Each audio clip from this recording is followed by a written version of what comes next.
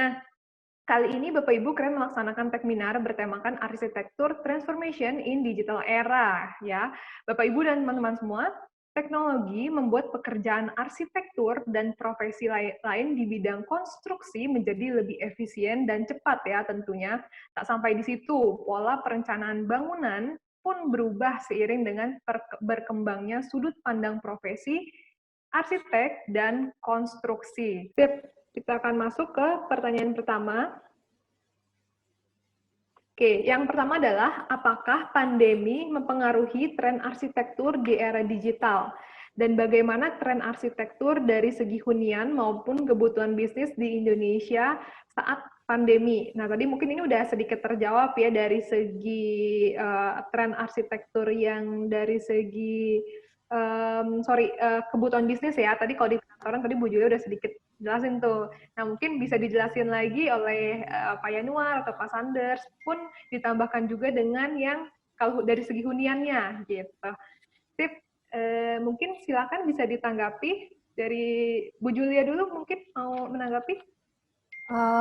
Dari tren arsitektur sih saya rasa memang lebih ke desain minimalis aja sih ke depannya ya, dan multifunctionalism lebih penting.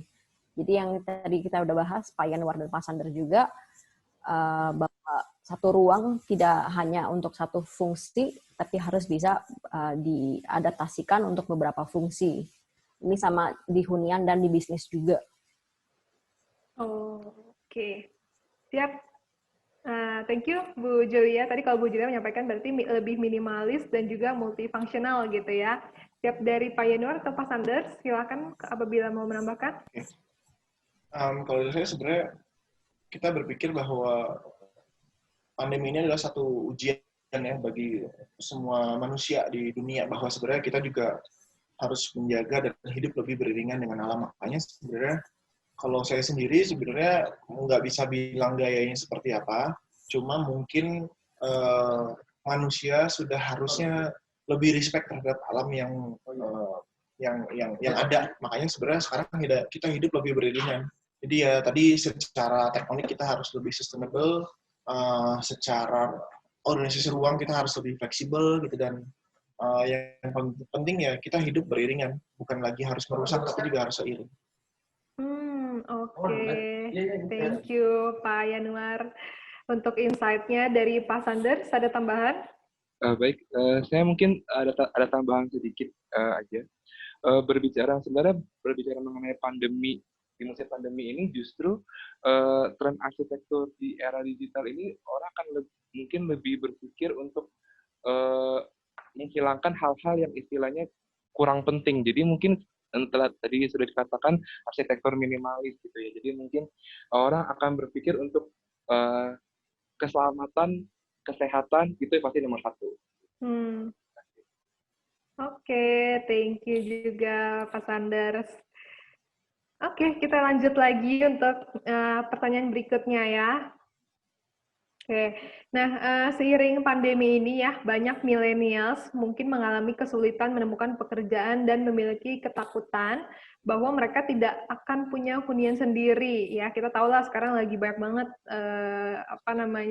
PHK segala macam karena pandemi ya. Bagaimana tips rancangan dan bangunan yang cocok untuk millennials yang ingin punya rumah sendiri, namun kesulitan mungkin dari segi budgetnya? Apakah ada saran model atau tipe rumah yang kurang lebih cocok nih gitu? Kadang kan soalnya tadi kalau misalnya disampaikan minimalis tuh mahal nggak sih? Nah itu jadi pertanyaan juga tuh buat saya tuh. Bahkan kadang kan yang minimalis gitu bahkan ya maksudnya bisa dibilang mahal gitu ya. Tapi ada kira-kira pandangannya gimana? Ada pandangan dari sisi lainnya nggak gitu? Oke. Kalau kita ngomongin mahal ya sebenarnya itu kan terkait dengan tanah sebenarnya utamanya. Jadi ya, tanah di Sudirman dengan tanah di Depok gitu kan harganya jauh beda gitu. Kalau saya sebenarnya berpikir bahwa ya balik lagi, apakah rumah tinggal itu harus di pusat kota? Kan jawabannya enggak gitu. Kalau di pusat kota mungkin kita bisa dapat harga yang sama dengan yang di suburban tapi luasnya lebih sedikit. Kebetulan saya tinggal di kota Bandung dan saya tinggal di daerah yang enggak kota-kota amat, di daerah Kebaktian, daerah Soekarno-Hatta, dan saya happy-happy aja sih. Artinya dengan walaupun sebenarnya daerahnya nggak kota-kota amat, cuma kita bisa punya halaman yang lebih luas, punya halaman yang bisa ditanam untuk tanaman yang lebih produktif gitu ya. Kegiatan dengan main dengan anak dan lain-lain. Dan kalau kita ngomongin komponen yang kedua yaitu material bangunan, kita bisa bikin bangunan yang lebih kompak. Jadi kalau tadi yang bangunan micro house yang kita buat ini, kita membuat bangunan sebenarnya lebih kecil dibanding bangunan yang utama. Cuma memang kita membuat fungsinya lebih kompak. Oke. Siap. Thank you Pak Yanwar untuk insight-nya. Ada tambahan mungkin dari Bu Julia atau Pak Sanders? Pak Sanders dulu, Bapak. Oh baik Bu, terima kasih Bu. Jadi sebagai sesama generasi milenial, mungkin di sini saya highlight pertama kesulitan dari segi budget gitu ya. Jika kita berbicara mengenai kesulitan dari segi budget, milenial ini pasti kita punya namanya strategi untuk bisa mempunyai rumah sendiri. Jika kita memang punya niat, pasti ada jalannya. Gitu kan. Mungkin ada dari sebagian kita memulai tersebut berbeda-beda. Mungkin yang pertama ketersediaan lahan gitu ya. Mungkin ada dari kita yang mungkin punya warisan tanah dari orang tua, tinggal bisa dibangun. Kemudian ada juga yang tidak punya. Nah, kemudian bagaimana tips rancang bangunan itu sendiri? Dan balik lagi tadi, tentukan dulu lokasi yang kalian mau. Jadi setiap orang pasti punya prioritas masing-masing mengenai lokasi perumahan yang dia mau gitu. Entah mungkin dekat dengan fasilitas yang dia butuhkan ataupun dia butuh bangun setiap hari melihat pegunungan atau yang bagaimana. Setelah itu baru yang tadi saya katakan muncullah sebuah strategi. Mungkin kalian kita berbicara mengenai rumah ini sebagai investasi masa depan, kalian bisa mungkin melakukan investasi lain di luar investasi rumah ini, karena memang investasi rumah ini bukan investasi yang kecil gitu, ini investasi yang cukup besar, sehingga pada akhirnya nanti tips rancang bangunnya itu sendiri sebenarnya menjadi panjang prosesnya, karena istilahnya pasti saat awal kalian ingin rumah kalian layaknya istana, gitu kan? Biasanya kalau orang-orang layaknya istana penuh dengan ornamen, tapi karena budgetnya nggak ada, berarti kalian akan mengurangi hal-hal yang tidak mungkin ditambahkan dengan biaya yang ada, seperti itu. Jadi kurang lebih. Oke. Thank you Pak Sanders. Silakan Bu Julia. Kalau dari segi biaya ya, mungkin arsitektur mungkin agak berat harganya karena ya memang bangun dari nol, bisa dibilang ya pemikiran investasi yang lumayan jangka panjang. Tapi untuk orang-orang yang banyak kan milenial sekarang masih ngekos, masih tinggal di tempat orang tua, dan ownership of your own space sebenarnya penting banget untuk your comfort dan also productivity. Dan dari segi itu membuat space Anda sendiri untuk lebih aman, lebih nyaman, dan lebih fleksibel, itu mau nggak mau harus dari segi interior. Dan interior bisa dibilang lebih mudah dan lebih murah untuk diadaptasikan. Dan dengan era digital ini juga milenial juga bisa belajar sendiri. Banyak yang dari YouTube belajar sendiri cara bikin barang, cara jadi carpenter selagi pandemi, ada yang jadi tukang ledeng di rumahnya sendiri, pada belajar semua. Maksudnya there's always a way, yang kata Pak Sander bilang, orang milenial ada strategi selalu untuk cari cara untuk achieve end goal-nya ini. Oke, siap. Terima kasih Bu Julia untuk insight-nya juga. Oke, kita masuk ke pertanyaan berikutnya lagi. Oke, ini kalau ini lebih kaitannya dengan bangunan instansi kesehatan ya. Oke, jadi pandemi kan belum kelihatan nih akhirnya kapan ya, sehingga aspek kesehatan kemungkinan masih akan menjadi prioritas utama hingga beberapa tahun ke depan nih. Dalam membangun instansi kesehatan, contohnya seperti rumah sakit atau klinik, prinsip apa sih yang sebaiknya dipakai, terutama jika dikaitkan dengan adanya era digitalisasi? Nah, bisa dibantu jawab mungkin? Ini agak sedikit ini ya, soalnya mohon maaf nih. kalau takutnya Untuk terlalu. rumah sakit dan klinik desain ya. Hmm. Saya rasa dengan digital innovation sekarang banyak banget pilihan untuk nggak usah ke rumah sakit nih, apalagi kalau untuk konsultasi. Ada Hmm. aplikasi, ada Halodoc, ada Alodoc, udah kebanyakan banget, udah ada pilihan Yes. sebenarnya. Yang Hmm. sedikit masih serem tuh sebenarnya rumah sakit saat ini kan yang sudah besar tuh udah dibuat dengan konsep lama. Yang orang datang masuk ke dalam gedung dan mereka baru dipecah-pecahkan dengan tujuan oke, ini masuk UGD, masuk ke ruang ini, masuk mungkin penyakit yang menular, ada beda wing lagi. Nah, rumah sakit ke depannya mungkin harus bisa membedakan area untuk orang yang sakit dan sama yang orang yang sehat. Jadi orang sakit yang untuk operasi, penyakit menular, UGD, dan lain-lain harus dipisahkan bersama orang yang datang untuk misalnya vaksinasi anak, hanya untuk check up, treatment yang minimal, jadi tidak terkontaminasi dengan orang yang sakit.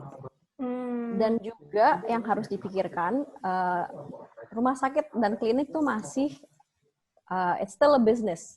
Mereka tuh masih punya fasilitas untuk area staff, untuk admin, ruang istirahat untuk dokter dan perawat, masih perlu meeting room, tempat seminar, dan jadi mereka tuh harus lebih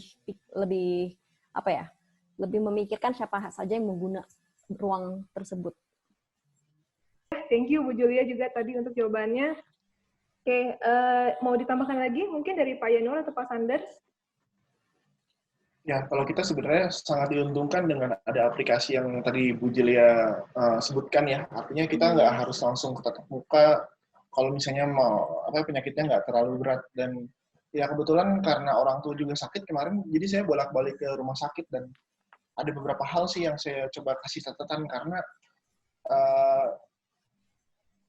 kebetulan si orang tua itu sakitnya bareng dengan rumah sakit besar yang ngurusin COVID, jadi agak tegang gitu kalau misalnya memang saya harus kontrol atau jaga. Jadi memang yang perlu diatur sebenarnya satu jalur sirkulasi, betul seperti Bu Julia bilang. Terus yang kedua, sebenarnya kalau saya kasih catatan, bangunannya sudah sangat terlalu konvensional sehingga sebenarnya standar-standar bangunan bangunan yang benar itu dilalaikan, seperti tidak ada pencahayaan yang cukup, sirkulasi udara yang baik, gitu. Bahkan di ruang HCU, ICU sebenarnya pencahayaan dan sirkulasi udaranya belum terlalu baik, gitu. Sama kalau saya sebenarnya saya memang mengkritisi ke rumah sakit gitu ya. Rumah sakit itu adalah satu tempat yang sangat menyeramkan untuk orang yang masih sehat gitu. Dan sekarang di kota-kota besar sudah hadir rumah sakit yang bentuknya udah nggak kayak rumah sakit gitu, seperti mall, seperti area perbelanjaan yang banyak area terbuka, area hijau. Dan saya lebih berpikir bahwa lebih kayak gitu lebih enak nggak sih kalau kita memang harus, walaupun tidak sakit, memang kita harus ke rumah sakit untuk check up gitu. Nah, jangan buat si fasilitas kesehatan ini menjadi sesuatu yang menakutkan gitu. Apalagi kalau misalnya ini orang interior banyak bisa bantu untuk memperbaiki image-nya gitu. Orang arsitek memperbaiki bagaimana si fasadnya supaya lebih enak dilihat gitu ya. Ya kalau kita lihat di Jakarta banyak banget rumah sakit yang sudah punya berbagai macam konsep ya, yang konsepnya galeri, ada yang konsepnya seperti pusat perbelanjaan, dan itu salah satu langkah yang baik dan semoga ditularkan ke daerah-daerah. Oke. Thank you Pak Yanuar juga untuk insight-nya. Dari Pak Sanders? Dari saya, singkatnya adalah bahwa mungkin ketika sebuah rumah sakit dibangun itu, arsitek itu perlu pemahaman mengenai spesialis apa saja yang akan ada di dalamnya. Jadi fasilitas-fasilitas apa yang ada di dalamnya. Sehingga terkadang kalau kita melihat rumah sakit di Indonesia kebanyakan ini, dengan adanya pandemi ini misalkan, ada COVID-19 di mana kita tidak bisa satu sirkulasi udara, sehingga akhirnya fasilitas tersebut dibawa keluar, gitu kan.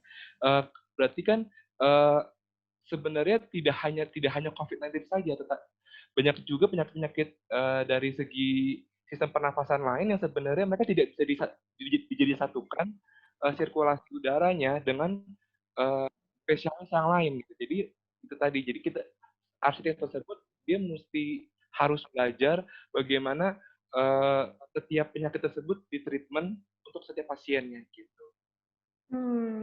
Oke, thank you Pak Sanders juga untuk jawabannya. Oke, kita akan masuk ke soal berikutnya. Nah, pertanyaannya adalah, jadi tantangan lainnya dalam smart home adalah masih banyak yang menganggap mungkin tipe hunian ini sebagai sesuatu yang sekedar nice to have gitu ya, alias nggak begitu penting sebetulnya. Bagaimana tanggapan Bapak Ibu tentang ini? Bentar, oke, silakan. Mau dari siapa dulu boleh? Kebetulan cabin yang kita buat, kalau boleh saya share screen ya. Boleh, silakan Pak. Ini menjelaskan jawaban pertanyaan tadi. Saya mau jelaskan sedikit aja apa yang sudah kita temukan. Jadi dari micro house yang kita buat ini, kita tuh menyentuhkan atau memberikan nyawa terhadap si bangunan itu secara teknologi gitu. Makanya energinya ini datang dari matahari. Jadi apa yang saya gunakan sekarang itu gadgetnya pakai solar panel. Mau mendung mau hujan tetap aja mataharinya terserap jadi energi. Terus yang kedua, ini kepakainya banget ketika saya pulang ada yang lembur terus lupa matiin lampu dari rumah. Sebenarnya kita bisa setting atau matiin atau nyalain lampu, gradient lampunya berapa gitu. Lebih enak sih dan lebih efektif. Tapi kan sebenarnya orang bilang ya, apakah sebenarnya investasinya mahal? Saya jawab enggak. Kalau misalnya memang kita sudah punya patokan berapa lama penggunaan bangunan ini gitu. Kebetulan ini tanah kita di kantor di Dago masih sewa. Kita sewa 5 tahun dan kita berpikir bahwa dengan investasi yang bangunan yang lockdown ini kita masih bisa bagus kok dan nggak buang-buang uang gitu, karena yang kita pakai sekarang sebenarnya mengirit listrik di 2-5 tahun ke depan. Jadi memang agak berat di tahun pertama aja untuk menyimpan alat. Nah, yang putih ini sebenarnya itu adalah panel si tata surya. Jadi ini si panel suryanya kita simpan di atap, ini adalah si panel penerimanya, terus diogikan ke dalam. Kantor kita sebenarnya masih luas di sebelah kiri sini. Jadi ketika ada energi yang berlebihan yang dihasilkan oleh si micro cabin ini, kita salurkan ke kantor sebelah. Itu yang membuat si kantor sebelah jadi terdistribusi si listriknya. Dan ya kalau kita ngomongin investasi lagi, sebenarnya nggak selalu pakai vendor yang besar. Kadang-kadang saya pun beli di Tokopedia gitu ya, untuk lampu yang bisa dikontrol. Ya kita sebenarnya banyak lah merek-mereknya seperti Barbie, Xiaomi, Baseus, itu semua smart home. Dan kita juga lagi menghandle beberapa proyek perumahan yang smart home, dan itu jadi satu gimmick yang bagus. Ya saya bisa bilang itu gimmick gara-gara memang belum terlalu optimal, cuma bagusnya adalah orang sudah mulai respect dan aware terhadap penggunaan energi. Bahwa sebenarnya listrik itu masih dihasilkan lewat batu bara di Indonesia ini. Kenapa nggak kita bikin satu gerakan gitu, kita bikin satu contoh aja kepada publik bahwa Indonesia 356 hari disinari matahari, ya kenapa enggak kita gunakan jadi energi yang kita bisa pakai. Gitu sih kira-kira. Oke, siap. Terima kasih Pak Yanuar untuk jawabannya. Menarik. Dari Bu Julia atau Pak Sanders? Menurut saya sih kalau misalnya tentang teknologi ya, smart technology yang masuk dalam kerumahan atau ke kantoran tuh sebenarnya ada dua. Ada satu yang low technology, ada yang high technology. Yang high technology contohnya yang tadi dari Pak Sanders, dari film Skyscraper ya, itu high technology. Internet of Things tuh sebenarnya semua konektivitas, biaya memang investasinya dari awal sangat mahal. Tapi ada juga yang namanya low technology. Hal-hal yang sebenarnya sudah dilakukan dari sejak lama, tapi itu sebuah teknologi, sebuah inovasi yang kita sudah terbiasa menggunakan. Seperti yang Pak Yanwar bilang tadi, yang saat menemukan cara wood calcification, itu tuh sebenarnya low technology. It's still mungkin bukan digital, tapi it's a technology yang ditemukan dengan cara orang bekerja zaman dulu kan. Jadi sebenarnya dari low sampai high technology sebenarnya banyak pilihan yang bisa membantu hidup kita.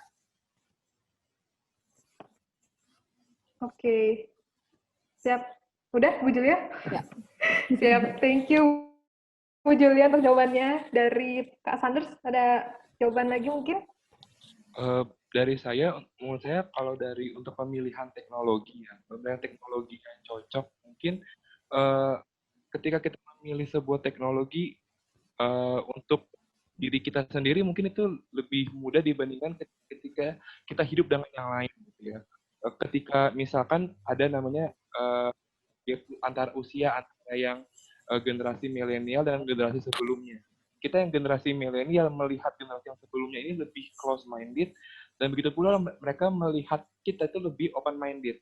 Nah, menurut saya di sini adalah bahwa teknologi ini kita harus paham bahwa ketika kita menggunakan teknologi, terutama dalam arsitektur, ini seperti sebuah siklus. Nah, siklus ini kita bangun, di mana kita harus pastikan bahwa tidak hanya siklus kita yang bergerak, tetapi juga siklus generasi setelah kita, dan juga generasi sebelum kita. Seperti itu. Oke, terima kasih juga Pak Sanders untuk jawabannya. Oke, sip. Tadi kita udah sempat ngomongin tentang smart building lah ya, smart home gitu. Ini masih menyambung lagi ke pertanyaan berikutnya. Apa sih tantangan dalam pembuatan konsep smart building tersebut dari segi bangunan bisnis, misalnya gedung perkantoran gitu ya, ataupun hunian gitu. Jadi tantangannya apa sih sebetulnya?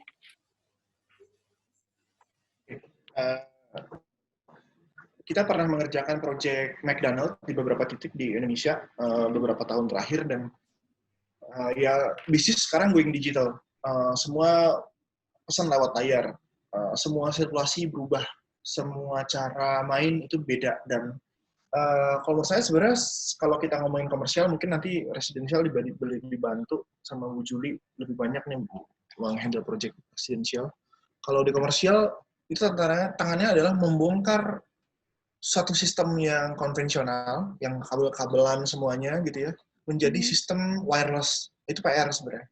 PR di mechanical, electrical, dan plumbing-nya. Cuma sebenarnya di luar itu sebenarnya enak banget. Kita bisa kontrol, katakanlah suhu panas dapur berapa, notification-nya ke HP, terus bagus apa enggaknya penggorengan, CCTV system gitu ya, plumbing system, semuanya digital sekarang. Cuma memang ya itu PR-nya ketika kita merubah dari yang lama menjadi yang baru. Dan mungkin tantangannya akan lebih simpel ketika kita bikin baru gitu. Misalnya rumah baru, mall baru gitu ya, membangun lebih enak gitu. Itu sih. Oke, siap. Jadi tantangannya itu tadi ya, merubah sesuatu yang biasanya udah, maksudnya kabel-kabelan gitu ya, repot segala macam, sekarang harus berubah jadi wireless, dan mungkin ada percampuran teknologi juga. Oke, sip. Thank you. Dari Bu Julia atau Pak Sanders ada tambahan lagi? Kalau saya mungkin tantangannya terutama kita yang sebuah project dan sebuah klien gitu ya, dengan masuk ke era digital ini, terutama kita mendapatkan masa pandemi ini, pasti kita akan mendapatkan sebuah request baru. Nah, request ini bisa bagus jika request tersebut adalah kita membuat sebuah yang baru, jadi telah dikatakan oleh Pak Yanuar, tapi buruknya adalah ketika kita harus memperbaiki apa yang telah kita desain. Jadi kita harus redesign itu tidak semudah yang dibayangkan gitu, karena ketika kita berpikir redesign, sebenarnya kita berpikir sebuah sistem kehidupan di dalamnya pada saat itu, kemudian kita harus merubahnya menjadi seperti ini dan bisa bersahabat dengan masa pandemi seperti ini. Jadi mungkin kalau dari saya tantangannya itu tadi, jadi bagaimana kita memahami bahwa di musim pandemi ini segala mungkin tidak hanya sirkulasi ya, bahkan sampai struktur pun itu semua memiliki standar yang baru dalam artian tidak hanya bersahabat dengan penggunanya, tetapi juga berkaitan dengan sustainable bangunan itu sendiri. Oke. Thank you Pak Sanders. Dari Bu Julia? Kalau kendala yang pernah dihalamin sih sebenarnya kalau di bangunan residensial, banyak yang masih bayar untuk biaya arsitektur dan interior itu sebenarnya masih orang tua atau didanain dengan someone else lah, bukan kita sendiri yang bayar ya. Dan era sekarang sih bentar lagi nih sudah mulai sih sebenarnya milenial yang mulai beli mulai bayar dan mulai sadar nih, ini tuh we have buying power, we have voting power karena kita yang membayar ya. Dan part of our job sebagai arsitek dan interior designer tuh sebenarnya kita mendidik konsumen. Kita harus nggak bisa lagi nih arsitek dan interior designer tuh gaptek tuh udah nggak bisa. Kita tuh harus tahu apa sih produk yang available di market. Kita tuh nggak bisa kayak, oh kita pakai teknologi dari 20 tahun lalu deh. Alasannya apa? Mereka tuh mau tahu. Kenapa? Dan pasti kalau misalnya milenial yang membeli dan menggunakan tempat saat ini, pasti request-nya apa? Saya mau pakai teknologi yang paling baru. Karena apa? Dalam 5 tahun ke depan, 10 tahun ke depan, sudah basi. Ya kan? Pasti harus ada upgrade lagi nih. Dan itu tuh selalu harus harus selalu kita tanggapkan sebagai priority nih di bidang kita, karena itu penting sekali. Oke. Thank you Bu Julia untuk tanggapannya juga.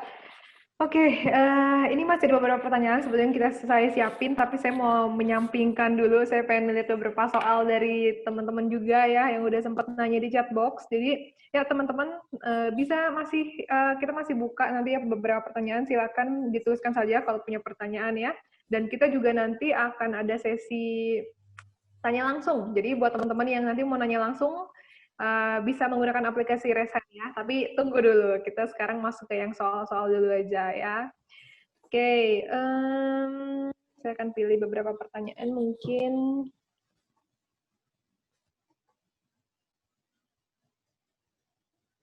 Oke. Ini pertanyaan dari, sebentar, sorry. Wah, ini teknikal sekali pertanyaannya. Oke, yang ini dulu deh, jangan terlalu yang langsung straight to the point. Oke, pertanyaannya dari Pak Yusran.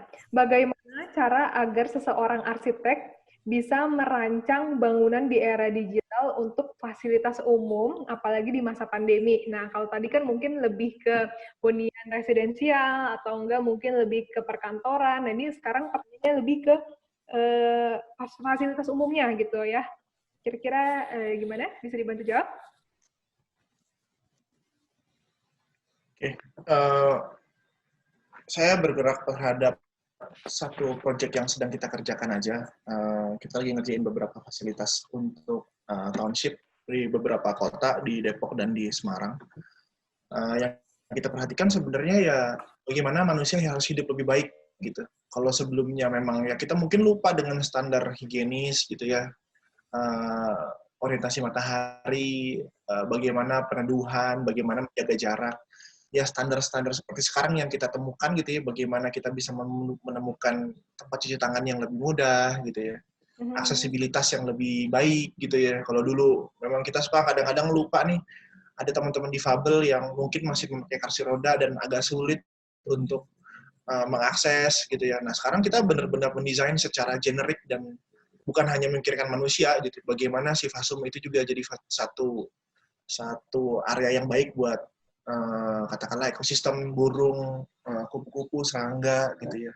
Dan ya saya sih sebenarnya nggak bersyukur ya pandemi ada. Jadi saya lebih memperdalam apa yang sedang kita lakukan dan memolesnya menjadi satu yang lebih baik. Oke, siap. Thank you Pak Yanuar untuk jawabannya. Dari Ibu Julia atau Pak Sanders, ada tambahan? Kalau dari saya sih sebenarnya untuk misalnya fasilitas umum ya, bisa dibilang kalau transportasi umum di Indonesia lumayan baru ya, misalnya MRT dan LRT segala macam, dan cab hailing seperti Gojek dan Grab itu lumayan baru lah, masih kita baru mengalami mungkin 5-10 tahun yang lalu lah. Dan ini sebenarnya lebih gampang untuk kita sekarang untuk beradaptasi. Untuk misalnya, oke, sekarang pandemi nih, kita harus lebih higienis, kita harus lebih hati-hati, kita harus jaga jarak.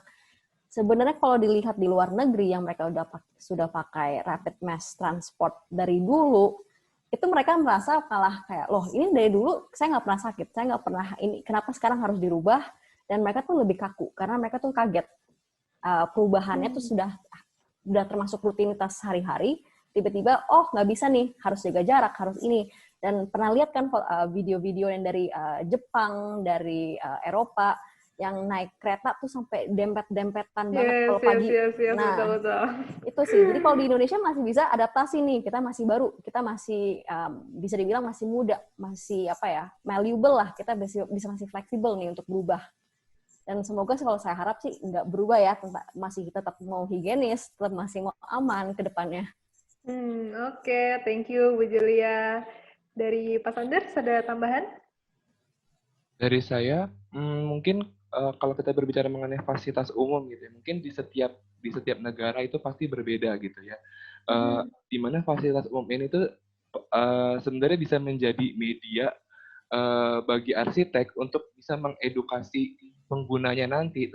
Berarti penggunanya adalah masyarakat untuk bisa merubah gaya hidupnya, dalam artian bukan merubah menjadi lebih buruk, merubah untuk bisa bersahabat dengan kondisi seperti ini gitu. Jadi kayak misalkan mungkin di beberapa negara kita bisa melihat kalau kita masuk ke fasilitas umum gitu ya, ataupun transportasi umum, mereka cenderung sangat individualis gitu. Jadi tanpa disuruh, mereka pun sudah individualis gitu. Berbeda dengan Indonesia yang kalau kita lihat dulu saya pengguna aktif KRL gitu ya. Jadi memang kalau masuk KRL itu pasti dorong-dorongan. Yang belakang itu udah pasti ngedorong gitu. Dan itu tidak bisa, sekarang ini tidak bisa. Saya pikir sekarang tidak bisa seperti itu. Jadi mungkin dari segi sirkulasi di stasiun itu sendiri itu harus diubah gitu. Tidak hanya batas-batas kuning ada biasa di lantai itu untuk menunjukkan arah masuk, tetapi juga berapa jarak yang mesti mereka beri antara dirinya, depannya, dan juga belakangnya. Seperti itu. Wah, iya. Tapi kalau di Indonesia tuh agak susah kayaknya ya, PR itu ya. Oke. Siap, thank you Pak Sanders untuk jawabannya juga. Oke, kita akan lanjut lagi nih ke pertanyaan berikutnya ya. Nah, ini pertanyaannya cukup banyak yang hubungannya sama smart building gitu ya. Nah, ini salah satunya juga ya. Dari Pak Frankie Sopacua. Adakah standar minimal untuk sebuah hunian yang menggunakan konsep smart building? Ya, kira-kira gimana? Bisa dibantu ada standar minimal nggak untuk sebuah hunian yang menggunakan konsep smart building? Oke, mungkin saya coba jawab ya. Sebelumnya saya pernah kerja di developer asing ya, specifically dari Cina. Dan dia pas datang ke Indonesia, dia tuh membuat gedung residensial beberapa banyak unit. Dan mereka tuh benar-benar mau menggunakan smart technology dalam semua hal. Dari konstruksi, mereka mau kirim mesin-mesin berat dari Cinanya sendiri untuk mengkonstruksi dengan cepat. Menurut mereka tuh karena efektif dan juga mereka terbiasa menggunakan teknologi tersebut. Jadi mereka merasa why not? Dan bukan itu saja, mereka tuh juga marketingnya tuh sangat terpaku kepada ini smart technology. Semua interior udaranya tuh ada automatic notification kalau udaranya berapa particles per mili, yang mereka tuh ada notification-nya nih. Jadi dari udara luar dibanding ke dalam tuh berapa banyak, karena mereka memang di Cina polusi terutama di Beijing itu sangat-sangat buruk. Dan mereka pas datang ke Jakarta mereka mikirnya kayak kita akan melakukan hal yang sama. Dan pasti orang Indonesia bisa terima nih. Of course biaya mereka jualnya juga lebih tinggi dong dengan semua teknologi yang digunakan di gedung tersebut. Di market Indonesia tuh kurang diterima malah. Mereka merasa, kenapa perlu saya bayar sekian juta per meter persegi untuk hal-hal yang menurut mereka tidak perlu. Tapi sudah menjadi standar di Cina. Jadi sebenarnya lebih ke persepsi setiap individu sih. Kalau tentang smart technology ya. Tergantung ya dari pribadinya sendiri gitu ya, Bu ya. Oke, dari Pak Sanders atau Pak Yanuar apa ada tambahan? Siap, cukup sih kalau dari saya, sama. Oke, dari Pak Sanders itu tadi yang Pak Yanuar kayaknya. Ya. Saya juga sama. Sama ya, oke siap kalau gitu. Oke, kita akan ke soal berikutnya juga. Sebentar ya, kita cari lagi. Banyak sih sebetulnya pertanyaan yang udah dijawab gitu tadi saat presentasi. Jadi, oke, saya cari dulu yang kurang lebih sedikit agak beda ya.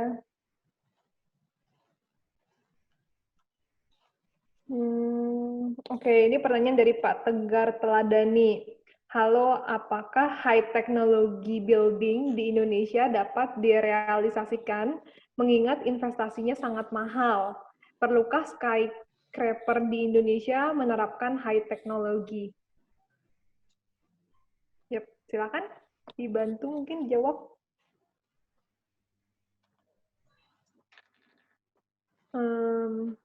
Dari siapa dulu atau soalnya apa cukup jelas? Saya mungkin. Boleh, silakan. Apakah high technology building di Indonesia dapat direalisasikan? Menurut saya mungkin saja gitu ya. Kita tidak tahu ke depan industri apa yang dibutuhkan di Indonesia ini. Gitu. Tapi balik lagi, perlukah skyscraper di Indonesia menerapkan high technology? Itu tadi. Jadi tidak semua industri itu membutuhkan high technology gitu. Kayak misalkan perusahaan industri-industri yang dia lebih menerapkan high technology pada pabriknya dibandingkan pada kantornya, seperti itu.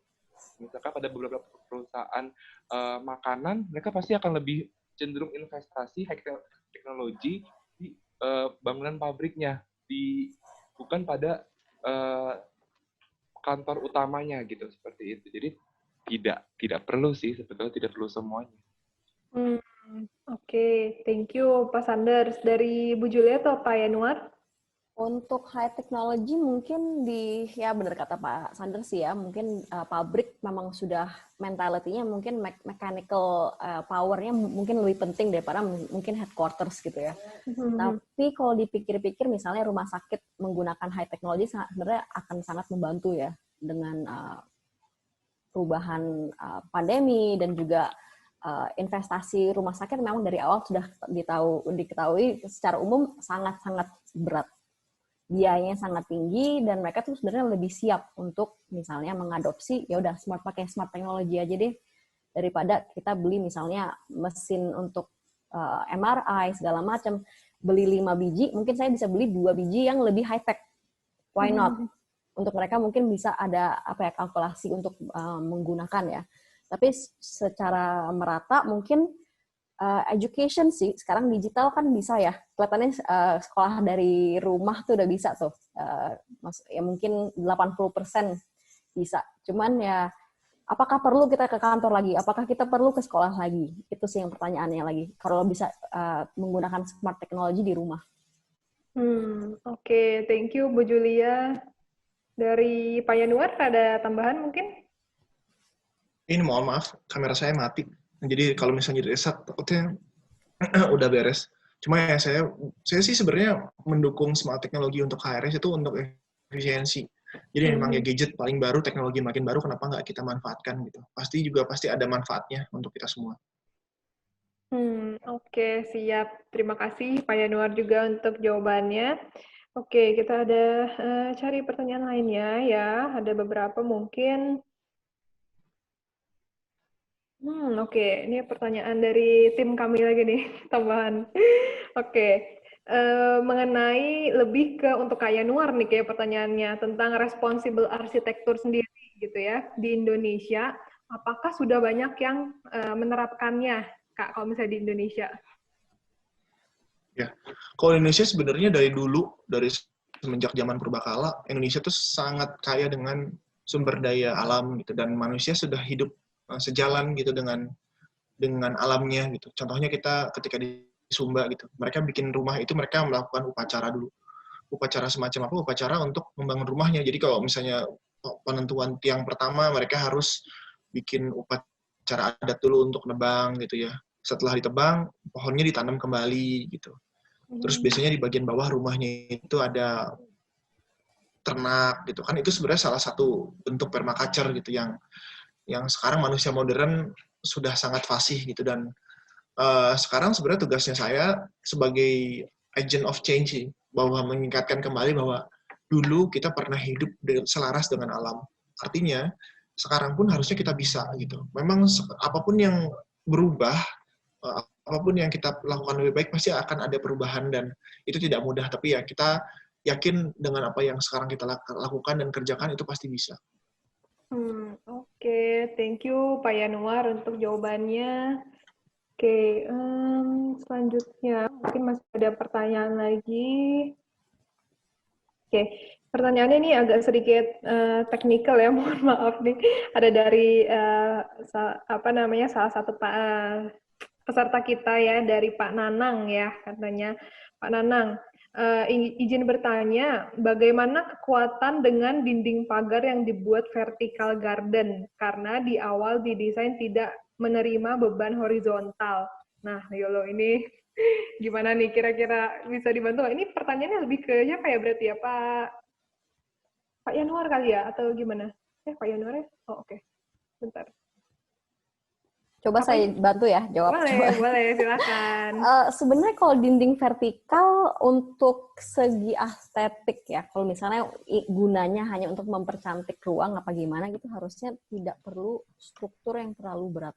Tapi kalau misalnya mereka mulai menggunakan vertical gardening untuk misalnya farming sekarang ya, yang lagi ngetren aqua farming dan segala macam, ya tentunya mereka membutuhkan struktur yang lebih berat ya. Dan mungkin harus lebih difasilitaskan pengaliran air yang lebih jelas daripada vertical gardening yang biasanya yang airnya mengalir di luar. Gitu aja sih. Oke, siap. Dari Pak Yanuar, ada tambahan Pak? Tadi sempat kedengaran nggak Pak soalnya Pak? Nggak apa-apa, tapi diwakilkan aja jawabannya. Oh, oke, siap. Nah, terus ada lanjutannya lagi nih, pertanyaan dari Pak Nanang. Apakah perlu desain struktur untuk dinding pagar yang direncanakan untuk vertical garden? Teknikal sekali. Oke, bisa dibantu. Oke, ini teknis ya. Iya, teknis sekali ya. Tergantung bebannya seberapa. Kalau memang bebannya berlebihan, memang harus ada tambahan struktur. Cuma kalau memang yang saya lakukan di rumah, saya kan sebenarnya nggak punya halaman yang lumayan besar. Ini ketika buka ruang keluarga langsung tembok gitu ya. Nah, saya bikin kayak tembok kayak wire mesh gitu. Terus saya rambatin tanaman, itu nggak perlu struktur tambahan. Tergantung, kalau mau gantung pohon ya harus ada struktur ke bawah. Cuma kalau kita halaman rambat, kayaknya nggak perlu. Suka nih gue hal pertanyaan teknis gini nih. Nggak, saya yang pusing Pak, malah Pak, ini saya bingung nih, ini maksudnya apa ya nih, harus dicerna dulu soalnya, tapi nggak ngerti-ngerti kayaknya. Oke, siap. Mungkin satu soal lagi lah ya, ini dari Pak Nanang, aktif sekali, luar biasa, tapi thank you Pak untuk pertanyaannya nih. Oke, nah ini ada pertanyaan, smart building menggunakan listrik, bagaimana bila terjadi listrik padam? Apalagi bila terjadi kebakaran, apa tidak terjadi kepanikan yang luar biasa? Yap. Gimana tuh Pak, kira-kira Bu? Kalau bisa dibantu jawab? Alarm, maaf tadi. Smart building menggunakan listrik. Alarm kebakaran. Ya, smart building menggunakan listrik. Bagaimana bila terjadi listrik padam? Apalagi bila terjadi kebakaran? Apa tidak terjadi kepanikan yang luar biasa? Kampus saya sudah menggunakan smart building system. Dan mereka sudah memprevensi bencana-bencana seperti gempa bumi, kebakaran gitu ya. Dan sistem smartnya sendiri sebenarnya low energy. Jadi ketika gensetnya nyala, kan sebenarnya genset atau power supply lain itu sebenarnya salah satu persyaratan untuk bangunan modern gitu. Dan ketika bangunannya mati sebenarnya nggak masalah sih. Selama si genset atau material backupnya masih mensupport, itu masih tetap jalan. Seperti contohnya fire extinguisher yang ada di gedung-gedung itu sebenarnya nggak menggunakan listrik. Jadi ketika si gelas kacanya pecah, itu udah langsung nyemprot si airnya. Oke, thank you. Ada tambahan? Sebenarnya kalau di bidang arsitektur sih yang kita tahu ya, sebelum gedung bisa dapat sertifikat layak fungsi ini tuh, mereka tuh sebenarnya ada pengetesan. Apa sih yang terjadi dalam gedung kalau misalnya ada kebakaran? Apa mungkin ada Misalnya juga mereka ada fire drill, ada mungkin keselamatan, misalnya ada yang pingsan, butuh ambulans untuk mengecek, itu sebenarnya mereka ada pengetesan. Jadi kalau misalnya apakah akan terjadi kepanikan yang luar biasa, harusnya tidak. Tapi logikanya sih ya itu seperti Pak Yanwar bilang, seharusnya sih genset sudah dipersiapkan. Yang lebih serem mungkin kalau di hospital ya, misalnya orang yang masih menggunakan ventilator atau segala macam, apakah mereka akan meninggal kalau misalnya mati lampu? Kan nggak juga. Logikanya seperti itu sih. Yes, oke. Siap, terima kasih Bu Julia juga. Oke, Bapak Ibu semua, mungkin yang masih punya pertanyaan, saat ini kita akan buka ya nanti. Silakan yang mau bertanya bisa langsung menggunakan aplikasi Resen ya, di sebelah kanan bawah tuh. Jangan langsung Resen, kalau nanya di chat box nggak puas gitu ya, bisa langsung nanya sama panelis kita. Jadi, yuk boleh yang mau bertanya silakan bisa Resen dari sekarang gitu. Oke, sambil saya cek lagi, kira-kira ada soal yang cocok nggak nih? Karena kalau tadi saya baca-baca sih, sebetulnya semua soal hampir, kurang lebih hampir sama dan sudah cukup terjawab gitu untuk semuanya. Oke, sambil nunggu ya, saya sambil cek juga apakah masih ada yang bisa kita jawab.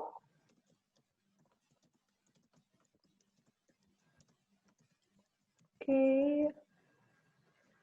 mungkin saya sedikit ambil pertanyaan lagi ya dari yang sudah kita siapkan ya, yaitu salah satunya ini lebih untuk Pak Sanders sih kayaknya ya, karena Pak Sanders ini kan tadi sempat disampaikan adalah seorang freelancer ya Pak ya. Nah, so pertanyaannya adalah menjadi interior freelancer itu berarti kan bertanggung jawab mencari klien gitu ya, secara mandiri. Punya nggak Pak kira-kira tips untuk memulai pekerjaan seperti ini, sekaligus cara membangun portfolio yang dapat meyakinkan klien? Oke, jadi saya memulai menjadi interior freelancer ini dari tahun 2017, tepatnya tahun ketiga perkuliahan saya. Dulu alasan saya pertama mau jadi interior freelancer sebenarnya karena bosan kuliah pasti. Semua mahasiswa pasti merasakan hal itu. Nah, jadi bagaimana tips awalnya itu sendiri?